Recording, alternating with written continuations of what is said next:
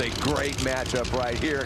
Cruz has got to be happy watching that run, Matt Hagan right in front of him. I would not have believed that somebody could run a 4.11 in that right-hand lane. I didn't think it was as bad as it was shown, but obviously Tommy DeLago has a good handle on that race car. Now, what happens a lot of times, even though the racetrack in one particular lane may be a little bit worse, it's just the window is narrower as far as tuning it. So in other words, you got to be right on. You can run the number, but if you're off just a little bit, it won't go down the racetrack, and that might possibly be what's happening with that right-hand lane. But all things being equal, everybody's going to, with lane choice up to this point, is going to take that left-hand lane. You can bet Stat Guy knows the significance of this race. Oh, big one. Cruz against John.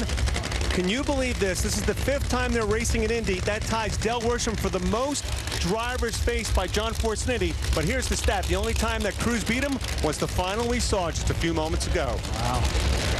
Goes Ashley Force Hood by the starting line. Does this favor anybody? Because Cruz is pretty cagey.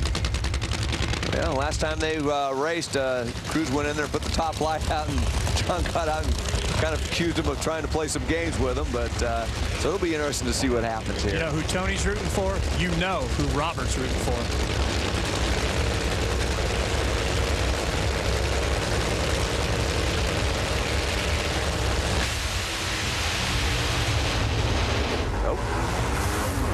Guy at the starting line is Robert Height. That's because his boss, John Force, just took out Cruz Pedregon. Force's numbers, 414, 306 miles an hour. So both John and Ashley make their way into the semifinals.